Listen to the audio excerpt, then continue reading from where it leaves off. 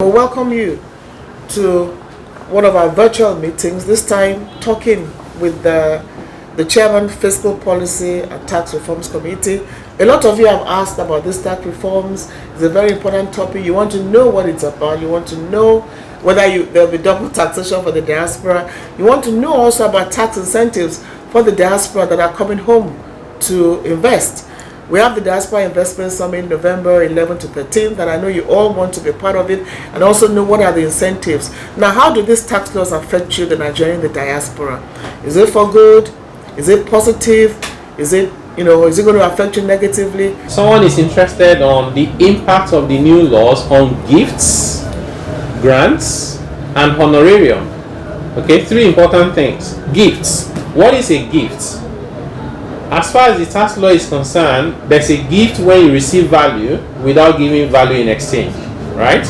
So, for example, you see, kids that cannot afford their school fees, you pay their school fees. You see somebody who is vulnerable, you send money to them. Someone is your uncle, your sister, your cousin, you send money to them for their upkeep. All those are gifts and they are not taxable. Grants are also not taxable. You send money to an NGO so that they can build a school, repair a road, take care of young girls to go to school, drug addict, whatever it is that is of interest to you. You give a grant or receive a grant, no tax on it. How about honorarium? If you receive a honorarium, it's usually because you have performed an activity.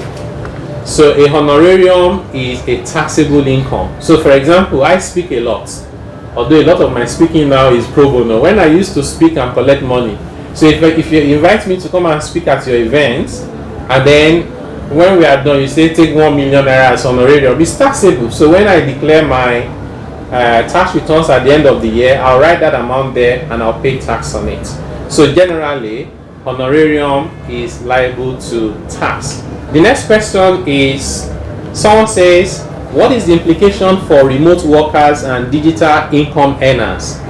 So remote workers, content creators, influencers, there are people who are paid, cool money every month by YouTube, by Spotify, right?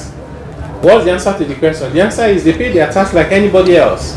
So if I'm in Nigeria and I'm earning my money from online, creating content, and then someone else is here trying to move bricks and mortar around to build houses and they're earning income, what's the justification for the person doing physical business to pay tax and me I shouldn't pay, right?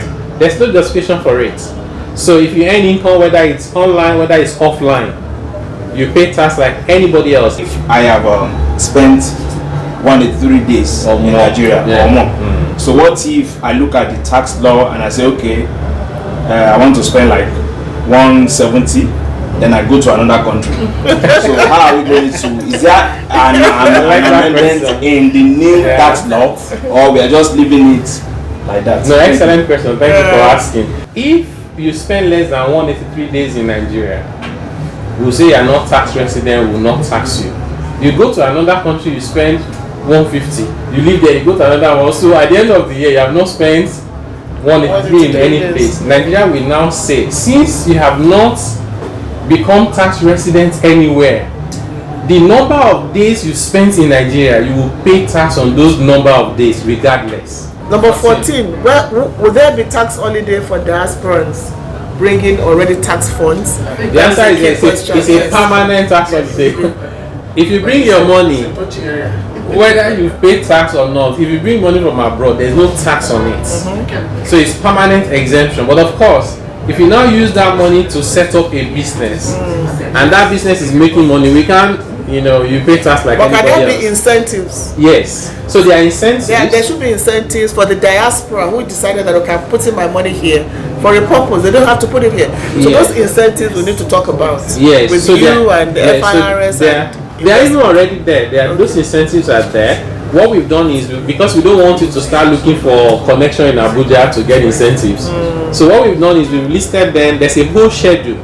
It's called Economic Development Incentive. There are different sectors, sub-sectors, amount of investment. If you go there now And in the slide, the last slide that they put on the screen before, you see the link. We'll also share it with you.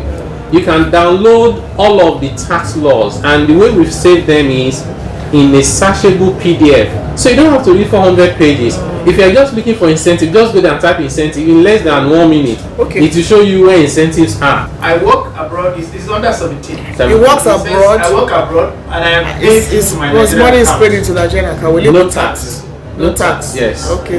There are a lot of people that actually school and work abroad, and some of them get their payments Into their Nigerian account.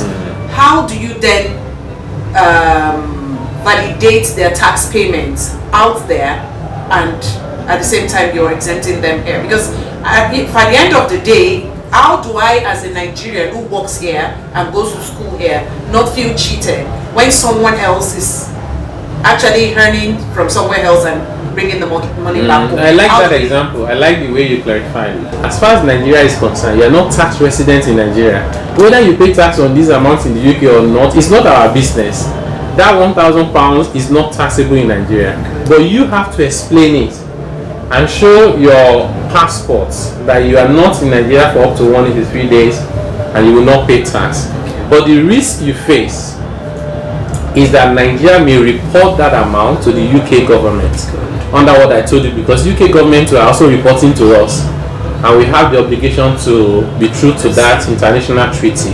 So of course they usually don't report small amount like £1,000, but if it's sizable, you may find that the authorities will say, you are working here in the UK, we have not seen your return, but that money is being paid into Nigeria. Why are you not paying tax in the UK?